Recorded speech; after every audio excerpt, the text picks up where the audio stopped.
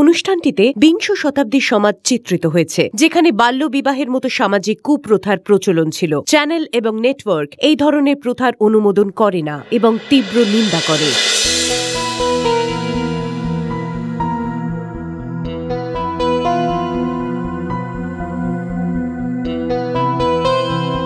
ও দিদি, রাঙা ঠাকুরজির জ্ঞান তো এখনো ফিরছে নেই, কি হবে এবার?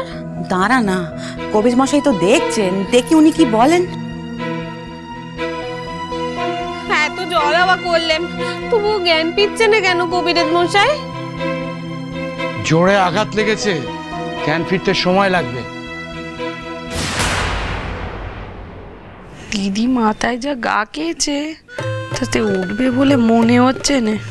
যত না উঠে ততই মঙ্গল মা। এই কেনে বড় মাসে জ্ঞান হারানোর সময় আমাদেরকে দেখেছেন মা, উঠলেই যদি আমাদের নাম করে। ঠাকুর ঠাকুর বাঁচাও ঠাকুর, আর শাস্তি দিও নে আমাকে, হাত দিও নে। ও ঠাকুরকে শুধু নিজের পিঠ বাঁচানোর কথাই বলবেন, আমারটা নয়। আপনি তো সার ঠাকুর কেনে মা। আরে চুপ করো, দুজনের কথাই বলছি, তুমি একটু চুপ করো তো। ঠাকুর ঠাকুর ঠাকুর বাঁচাও ঠাকুর।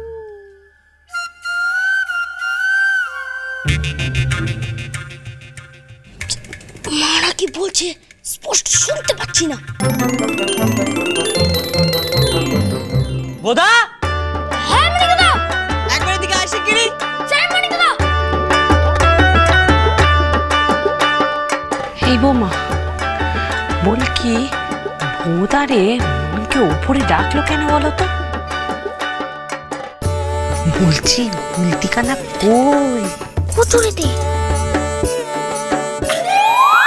হে মা, কি হয়েছে? এখানে তো লেগেছিলাম, গেল কোথায়?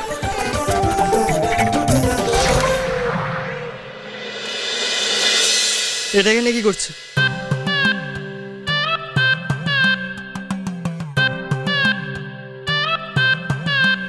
গুলতি? এটা তো তোর। হ্যাঁ। তো তোর গুলতি এখানে রেখেছিস কেন? এই, আমি যদি রাখতাম তাহলে তোকে ডাকবো কেন? হ্যাঁ, তাও তো ঠিক, তবে এটা এখানে এলো কি করে? ওই এর তো ডানা গোছায়নি, তবে কি করে এলো?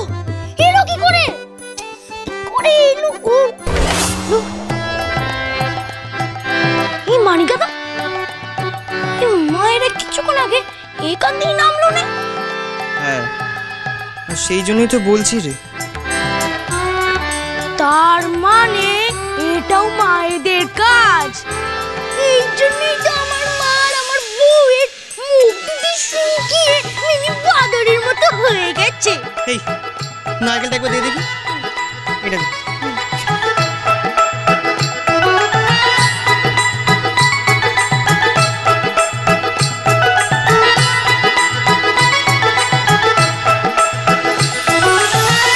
তুই কি দেখছিস?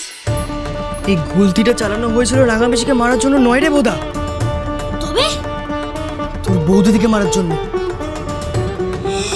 হে ভগবান! বাবা, বাবা, কিরে বাবা, তবে এই নারকেলটা আকাশ থেকে নয়, সিঁড়ির ওপর থেকে পড়েছে। সিঁড়ির ওপর মানে? মানেটা আমি বলছি মামা বাবু, একের পর এক অপরাধের হিলা খেলা হচ্ছে বাড়িতে। বাবা, এই গুলতিটা ওখানে পড়েছে। হ্যাঁ, তামারে তুই কি কইছিস যে? হ্যাঁ, যে আমি দিদির মাথায় মেরেছি? ঠাকুর ঘরে কি না? আমি তো কলা খাই নাই। মানিক দাদা তো তোমাকে কিছুই বলে নাই মা, তুমি লাফিয়ে উঠলে কেন? পিঠ বাঁচাতে? মা তো নিচে পুপিনির সাথে না, এ বাড়িতে পান থেকে চুন খসে সদ্দন আমাকে দেয়, তাই আমি এবারেও ভাবলাম যে আমাকেই দোষ দিবি তোরা। তুমি দোষ করেই স্বীকার করো না, আর এখন আগে থেকে নিজেকে নির্দোষ প্রমাণ করার জন্য কোমর বাজ্য বলবে সে? পানকে অত কথায় কি কাজ? ওই বিধুর জ্ঞান ফিরুক না, ওই তো বলতে পারবে যে ওর মাথায় কে মেরেছে। মা কালীর কাছে জোড়া পাটার মানসিক করুন মা, যাতে বড় মাসের জ্ঞান না ফেরে, নইলে পাটা নয় মামা বাবু আমাদেরই বলে দেবেন। আসুন কবিরাজ মশাই, আসুন আসুন। কেমন দেখলেন কবিরাজ মশাই? মাথায় আঘাত তো, জ্ঞান না ফিরলে কিছু বলা মুশকিল। আমি ওষুধ শুরু করে দিয়েছি, আমি কালকে সকালে আরেকবার আসছি, দেখি কি হয়। ঠিক আছে, একটু দাঁড়ান, আপনার ভিজিটটা। না ভিজিট আমার লাগবে না। সে কি? আমার একটা আবদার আছে। তো কি আবদার? শুনলাম আপনার গুণবতী বৌমা জগৎপুরে মেয়েদের জন্য একটা স্কুল খুলেছে। আসলে বৌমা জগৎপুরে মেয়েদের একটা স্কুল খুলবে বলে আমার কাছে আবদার করেছিল, তো সেই আবদার আমি ফেলি কি করে? তাই মেয়েদের একটা স্কুল খোলা হচ্ছে। আমার আবদারটা সেইখানে। তো সে কি আবদার? আমার দুটি কন্যা শিখা আর বকুল, আমি আপনাদের ওই স্কুলে আমার দুই কন্যাকে পড়াতে চাই।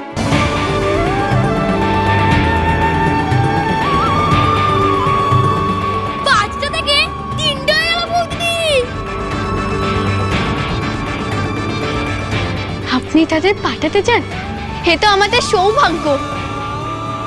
কিন্তু এই গ্রামের অনেকেই চায় না স্কুল হোক। হ্যাঁ কবিরাজ মশাই, ভট্টাচার্য মশাইরা তো উঠে পড়ে লেগেছেন আমাদের স্কুল বন্ধ করার জন্য।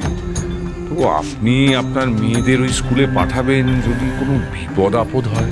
দেখুন পরমেশ্বর বাবু, এই সাময়িক বিপদের জন্য আপনাদের এই মহাযজ্ঞ থেকে নিজেকে সরিয়ে রাখতে পারি কি করে বলুন? দয়া করে আপনি না করবেন। ছি ছি ছি, আপনি হাত জোড় করছেন কেন? ছি ছি ছি ছি ছি। শিখা আর বকুল দিদিকে কাল সকাল সকাল পাঠিয়ে দেবেন কবিরাজ মশাই, কাল থেকেই ওদের লেখাপড়া শুরু হবে।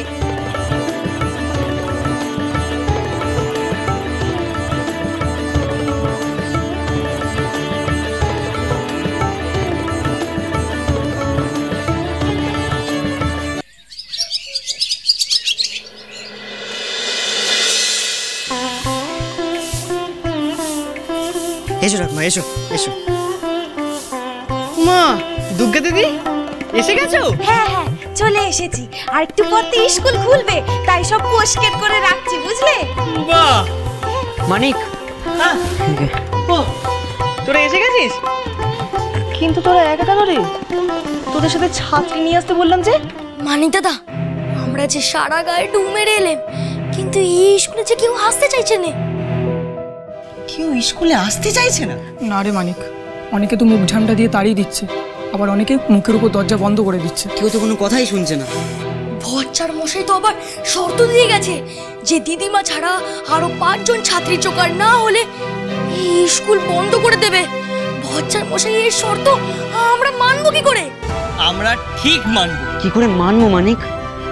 দেখ, 3 জন ছাত্রী যখন জোগাড় হয়ে গেছে, তখন বাকি 2 জন ছাত্রীও আমাদের যে করে হোক জোগাড় করতে হবে।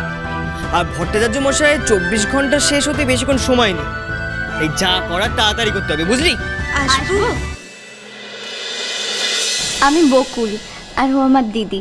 আমার নাম শিখা। আরে নিয়ে যাবে। আসুন আসুন আসুন, এদিকে আসুন। ব্যাস, আর 2 জন ছাত্রী জোগাড় হয়ে গেলেই ভট্টাচার্য মশাইয়ের মুখ একেবারে বন্ধ হয়ে যাবে। এই ফটকে কানাই, চরে তাড়াতাড়ি চ চ চ। দাদু ভাই, কেন গো ঠাকুমা? দিদিমণি কোথায়? তাকে তো দেখছি না। কমলা দিদি। সত্যি তো, বউ কোথায়? তাকে তো একটা ছেলে এসে ডেকে নিয়ে গেল। ছেলে? কেমন দেখতে বলো তো? বলো হরেন ঠাকুরপো, কেন রাখলে আমায়?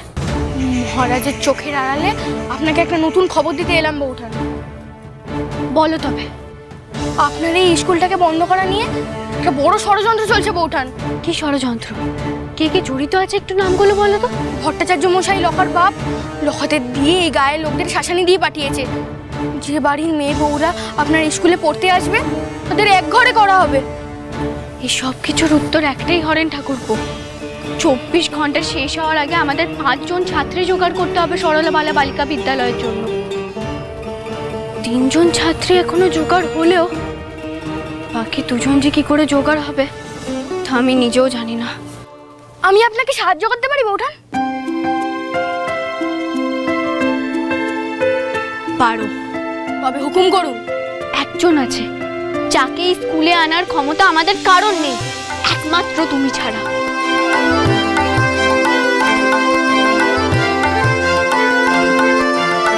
আপনার দেওয়া বুদ্ধিতে আমি আমার সবটুকু দিয়ে চেষ্টা করবো বৌঠান তাকে আনা। বউ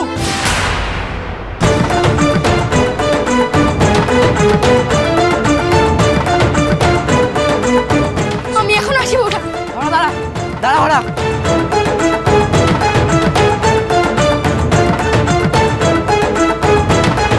যে আমাকে লক্ষার সামনে অপমান করেছে, আমার ক্ষমা মুখের ওপরে ভিড়িয়ে দিয়েছে, আমার চোখের জলের দাম দেয়নি, তুমি সেই শত্রুর সাথে লুকিয়ে লুকিয়ে কথা বলছো বউ? এই বিশ্বাসঘাতকতার শাস্তি তোমাকে আজকে পেতেই হবে।